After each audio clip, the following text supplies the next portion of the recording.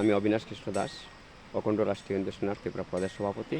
আজকে আসলাম ঊনকোটি পরিদর্শনে।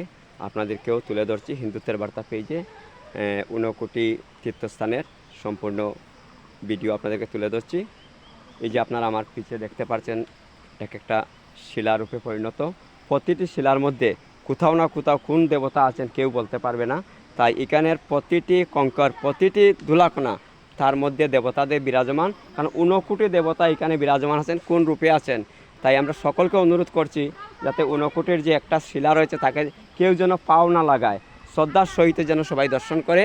এবং জনসমকক্ষে তীর্থযাত্রীদের সকলের কাছে আবেদন রাখছি হিন্দু সেনার পক্ষ থেকে, সেই মঠ মন্দিরে গিয়ে যেন কেউ মোমবাতি না জ্বালায়, সেখানে যেন মাটির প্রদীপ এবং তেলের প্রদীপ, ঘিয়ের প্রদীপ জ্বালানো হয়। সনাতন ধর্মে কোথাও মোমবাতি ইউজ করার কথা বলা হয়নি, প্রতিটি জায়গাতে বলা হয়েছে প্রদীপ প্রজ্বলন করুন। তাই প্রদীপ প্রজ্বলন করার জন্য আবেদন রাখছি হিন্দু সেনার পক্ষ থেকে প্রত্যেক সনাতনীদের কাছে।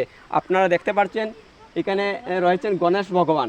আপনারা গণেশজির বিগ্রহ দেখছেন, তাই বলছি প্রত্যেকটি শিলার মধ্যে দেবতা বিরাজমান। ঊনকোটির মাটিতে ঊনকোটি ভগবান, ঊনকোটি বিগ্রহ রয়েছে এই আমাদের পার্বত্য ত্রিপুরা রাজ্যের এই ঊনকোটিতে।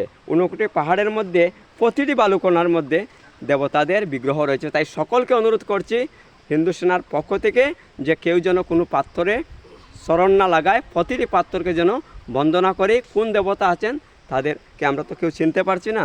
তাই সকলকে বলবো ঊনকোটির পবিত্রতা, ঊনকোটির মর্যাদাটাকে যেন সবাই বজায় রাখেন। জয় শ্রীরাম, হর হর মহাদেব।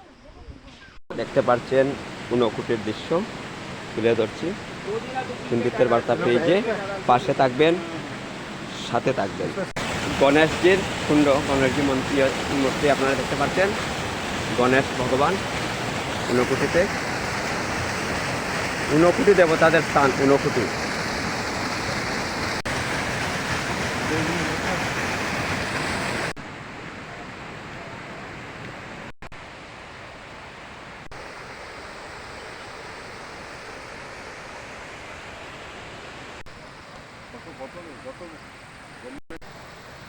কত